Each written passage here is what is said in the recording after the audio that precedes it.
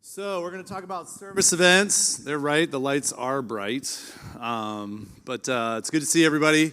How many of you have learned something today so far? Yeah. How many of you guys are going to sell more Cutco when you get home tomorrow? Yeah, that's awesome. I'm excited about it too. So I'm fired up about implementing that fire handout that Matt Graves gave us yesterday in the first message on Cutco Kitchens, because that's my next level. So what I want to talk to you about today, though, is service events. So regardless where you're at in your career right now, some of you are newer and maybe service events is in your future, but not necessarily for you right now. Some of you are already consistently doing service events. Either you're spending an extra day in town after working an event and you're scheduling the service calls that you sign up to come into that service event and see you there, and then maybe you're doing a day of service calls the next day.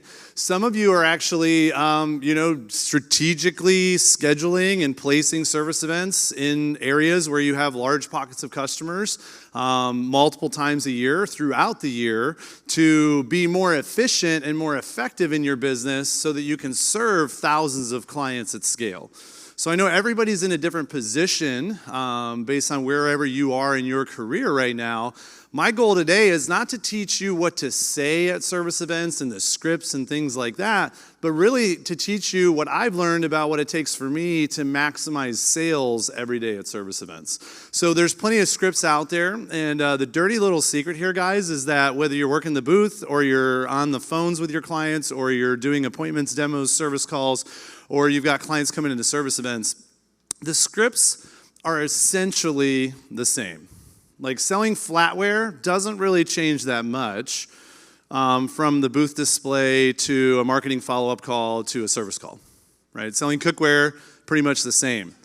What's different is that based on the format of how you're presenting the product to the customer, how you're conversing with the customer, your tools are going to change, right? You're going to have to adapt your framing a little bit. You're going to have to, adapt your timing a little bit based on the circumstances of however you're communicating with the customer in the situation. Does that make sense? Yes or yes?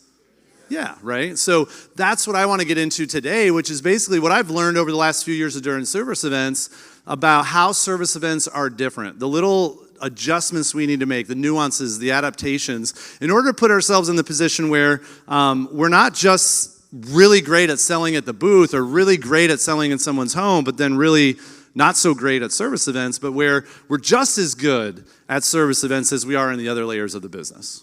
So that's my hope for you today, that you can glean some information from today. And no matter what level you're at, no matter how active you are, how experienced you are, how successful you are with your service events, that there's something here that can help you take it to the next level. So I'm going to talk about a few different things. Just take notes, right? So first thing I want to talk about is who you schedule. Who you schedule is key, right? I've talked to people who are like, just anybody and everybody can come to my service event whenever they want. And I'm like, okay, cool. What do you do with the people who come every single time? Well, yeah, I have those people, but, I just take care of them, whatever. Okay, cool. Well, I'm very strategic and intentional about who's at my service event, right? So I'm going to give you my four main categories. Number one is leads from events. So people that I've signed up at events for service, I just let them know, hey, there's a couple different ways we provide the service. What I'm going to do is the next time I'm in your area, even if the next time in their area is the next week or a couple weeks later, the next time I'm in your area, I'll reach out to you and we'll get you scheduled to bring your knives in to a venue where I'll be hosting a sharpening event, and we can sharpen everything on the spot for you, send you home with it, right? Anything we can't sharpen, we'll send back for you. We'll take care of that for you, concierge service. Also, waitlist clients. So you should be really clear on where your pockets of customers are. And then anytime someone reaches out to you, what I do is I say, oh, hey, great, thanks so much for reaching out. Yes, I'm 100% committed to helping you get this taken care of. I'll be back in your area again in blank, and I tell them the month. And so what I'm going to do is I'm going to put you on my first priority sharpening list. What that means is that before I come, I'll reach out and we'll get you scheduled for the sharpening event for you to bring the knives in and get them sharpened. Thank you to Brian Carter for that one, the whole wait list concept. I was like, this is genius, right?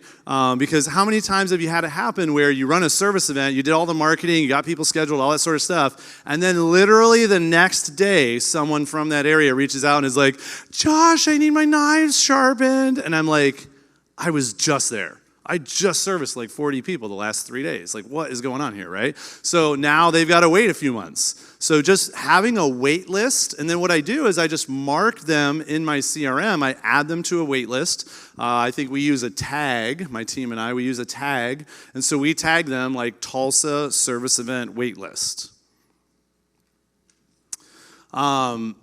So now every time I get ready to run a service event, I get ready to do my marketing, I already have a list of people waiting to get scheduled for that. Third category of client that I schedule is gold clients. So gold clients, my best clients, these are the only people who know about every service event no matter what. So anybody else who's not a gold client, they get marked as I have a category in my CRM that's called last service date. And so we always put the last service date in, and then I'll exclude people who've been serviced in the last year or so, maybe sometimes 2 years, depending on what area I'm going to, how many clients I have, how many people are on the wait list, things like that, right? I look at all that stuff and then determine based on that how far back we want to go. Because I want to make sure that people who need service the most are the ones who have first priority at scheduling service, except for my gold clients. My gold clients can schedule anytime they want, no matter what. Why? Because they're my gold clients. They're my best clients. They're like my referral mavens. They're the people that no matter what, if they want to come in once a year, I'm totally cool with that because anytime they're in the room, it makes the day better. They're also the best clients, right? So they have the biggest wish lists. They have purchased the most. They're usually business gift clients and things like that. So I want to make sure that they always feel like they're served and served at the highest level. And I want them to feel special about how they're served. And so they know that they're the only ones who can come in anytime they want and get service anytime that they want. And then the fourth category is sweet spot. Sweet spot are people who it's been 2 years since they bought from me, and maybe they've only placed one order, and that order was $300, $400, $500 or more. Those are the people who their Cutco is probably just starting to need a touch-up, but it's also not been so long that it's like super dull now, and they're kind of not as high on Cutco anymore because it's not been as sharp for as long. Right? It's a couple years, it's needing a little bit of a touch-up, they've only placed one order with me, they're still excited about their Cutco, they're still in love with their Cutco, they're perfectly primed people, prospects, for things like Jason talked about, the upgrade spectrum, like Matt talked about yesterday, the Cutco kitchen, right? Like Brandon talked about yesterday, I handle less objections with those people than I do with anybody else. So those are the four main categories of clients. Gold clients get reached out to first. I always want gold clients to be the first people to schedule, and my goal is always to have 1 or 2 gold clients in the room every day. Because if I've got 1 or 2 gold clients coming in that day, the rest of the day doesn't really matter as much. Now, don't get me wrong. I care about the rest of the day. I'm still going to fully book all my appointments. I'm still going to give everybody the best service possible. I'm still going to do my absolute best with every client. But because I have my gold clients in the room and I know it going into it, I don't feel as much pressure, right? So make sure you're getting your best clients in the room on a regular basis. Second thing I want to talk about, timing of appointments. Timing of appointments. So I have 2 different appointment time slots that I offer. I either offer a 45-minute time slot for an appointment or a 60-minute time slot for an appointment. And I'm very intentional about when I offer which. So I want to be clear with you guys about this. So I offer 45-minute time slots if I have someone with me helping with sharpening. If I'm doing the sharpening, I offer a 60-minute time slot. And I'm very specific about this. I've tested this out a lot. I've done a lot of 30-minute appointments where I sharpened, a lot of 30-minute appointments where someone else was with me and they were sharpening and I was taking care of the rest. I've done a lot of 75-minute appointments, a lot of 60-minute appointments, a lot of 45-minute appointments. Here's what I find. My highest closing ratio and my highest average order comes when I'm doing 60 minutes if I'm doing the sharpening and 45 minutes if someone else is sharpening for me, if I'm paying somebody to sharpen. And here's the big belief that I have. Here's the thing I've noticed, the difference maker, right? The needle mover for me is that extra 15 minutes. How many of you are sharpening your own knives? Raise your hand when you do service events. Okay, most of you, right? How many of you hire someone and pay somebody to come in and sharpen with you or for you? Okay, a few of us, right? So I want to speak very clearly to those of you that are doing your sharpening. That extra 15 minutes, what it does is it gives you the space and the time that you need to accomplish the objective of the appointment. What's the objective of the appointment? Every package, every client, every time. The only way I can truly serve them at the highest level, sharpen their knives, like get everything done, right? Go through the service and provide it in a world-class way where it's not rushed, where it's not, confusing, where I'm not cutting things out, but where I'm actually serving them at a high level, and also get through every package with every client every time, have time to build value, handle objections, help them feel comfortable and not feel pressured or rushed. And also upserve and maximize the order is if I've got 60 minutes with the client when I'm doing the sharpening myself. And that's, by the way, guys, I'm like a lot of people, like Curtis and multiple other people in the room, where like my goal is that they get as much factory service as possible because our best service is the factory service. And so I'll sharpen a couple knives that'll take an edge, but I'll send back the rest. So I'm still sending back most of people's sets and products and stuff like that because I know there's no better service than the factory service. I want them to experience that factory service because they're going to be more sold on Cutco after that.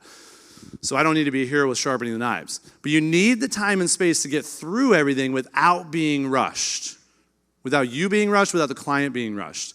So the best advice I can give you, I've had so many people go, yeah, but Josh, like I get a couple duds a day and then I feel like I'm wasting my time, or I get a couple no-shows and then I've got this hour gap. And I'm like, yep, that happens to me too. But don't design for the duds, design for your best clients, right? So what do I do with the dud time? Hey, I've got plenty of emails to get through. I've got plenty of text messages to respond to.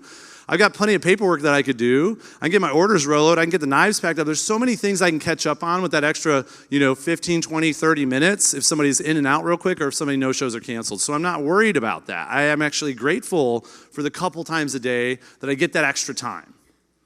I'm even more grateful for the extra time with those best clients because that's what gets the $3,000 order, $4,000 or $5,000 order. All right, third thing I'll share with you, be prepared. Know who's in the room with you each day. So here's how you do this. Take good notes on every client now so the next time that you see them, you're not starting the conversation over again, but instead you're continuing the last conversation from where you left off.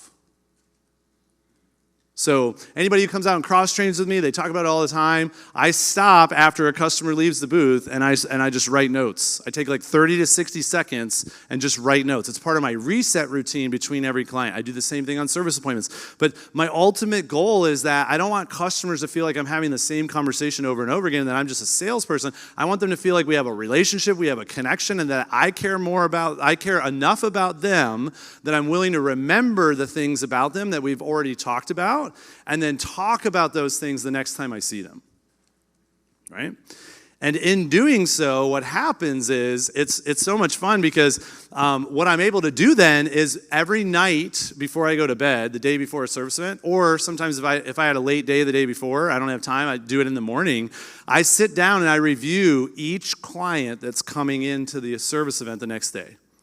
I review their purchase history, I review all my notes on them, I review any wish lists that they have. I review, and I think to myself, like, what's the next most sensible thing for them to invest in with me, right? And then I set an intention for every single appointment that next day. So I open up my notes on my phone, and I go through and I list every customer name, and I list out exactly what my intention is to sell that person the next day or to show that person the next day, to get them excited about. It's, upgrade, flatware, cookware, accessories, gifts. Sometimes it's all of them because maybe I've only sold them a 5-piece special so far. Whatever it is, I'm making a note and setting an intention of exactly what I want to show them, exactly what I want to review with them. Now, does it go perfectly like that every single time? No. Sometimes customers come in and they've got their own ideas of what they want to do today and they derail a conversation, right? But still, because I'm staying focused and intentional about every single appointment, I'm getting better results on a regular basis. Also, gifts, right? Be prepared with your clients to talk about gifts. Do you know how many children your clients have? Do you know how many grandchildren your clients have? Do you know how many homes your clients have? Do you know whether or not they own a business? All of these things are questions you can ask when you're getting to know a client at the booth, on a service call, on a demo, over the phone, at a service event, and they're questions you should be taking notes on and then putting those in your CRM so the next time you have a conversation with them, you can be like, hey, by the way, I love it when I have a customer who comes in the room and they're like, hey, I got a grandkid getting married. I'm like, oh, cool. Hey, if I remember correctly, you have 8 other grandkids too, right? Great, okay, well, and after I've closed a deal with them on the one set for their one grandkid that's getting married, I'm like, hey, is it safe to say that you're probably gonna do this for the other 8 grandkids too? And they're like, dang it, how did you remember I had 9 grandkids? Like, well, steel trap, right? So no, I just take really good notes. And then they're like, okay, yeah, it probably is. I'm like, great, have I ever told you about our family program? They always say no, even though I know I've told them about it before. But then we jump right into it, right? And I get into it and oftentimes get multiple set sales because I'm taking good notes and I'm talking about gifts and I'm remembering and I'm putting all this stuff together. Okay, so let's talk about when a customer gets to the appointment. I think the check-in and the intro and the framing experience that they have throughout your appointment is critical to your sales success. So I've been to many seminars outside of Cutco. I've spent a lot of time with a lot of people who sell at, the B2B and the industry level. And what's interesting is that the most common thing I hear great salespeople share with other salespeople who are looking to be great is that you need to have a process. And the best thing you can do at the beginning of an appointment with a client or beginning of a meeting with a client is walk them through the process that you're going to go through with them. Right? So I do that with every client on a service event. Hey, here's what we're going to do, right? So you need to make sure that your service event check-in process is smooth and organized. It needs to seem to the customer like you've got your stuff together. Make sure your sharpening process is also smooth and organized. I have all my supplies laid out on a table behind me if I'm doing all my own sharpening and ready to go, so that I can just get to sharpening really quickly and get that done so we can move on to the most important part, which is reviewing what they have, reviewing their wish list, all that sort of stuff. I give them the rundown. Hey, what we're going to do today, we're going to sharpen what we can. We're going to send back the rest. You're going to pay the shipping on that. I'll take care of everything else. While I'm doing that, we'll catch up. I'll give you the updates on what's new with Cutco and what's next with you and your Cutco collection. We can help you update your wish list, and then once we're done with all of that, we'll get you checked out and get you on your way, right? Always service. Service is the priority, right? The purpose of service mindset. You've got to have that. This is not about you and how much you can sell. Of course, that is the objective and the end result we're looking for, but ultimately, this is about serving the client. So address any issues, review any opportunities, and start planting seeds while you're servicing the client. Man, I noticed your trimmer's really well worn down. Hey, it's very common. People who only have a few knives, they wear down their knives a lot faster than they really need to. That's why a lot of my customers actually like our upgrade program, because the more you get, the more you're going to spread the use around the knives, and the longer all your knives will last. And if you think about the investment you make in Cutco, it just makes sense for that to be your experience, right? So make sure I don't forget to let you know how the upgrade program works before you go today. Sound good? Okay, cool. And then I just move on. Just planting seeds, right? Planting seeds. Use the bandwagon effect. It's a great way to emotionally connect and create social proof. Here's what the bandwagon effect sounds like, right? People want to do what most people are doing. They don't want to be the only one to do it. When you hear Jason Jeffrey talk about a $6,000 upgrade, right? It's pretty easy in a client's mind, if you put yourself in their shoes, to think am I the only one falling for this? $6,000 on knives today? Is this real? You know what I mean? So you have to use the bandwagon effect to help them understand this is common, this is normal, this is everyday business for us.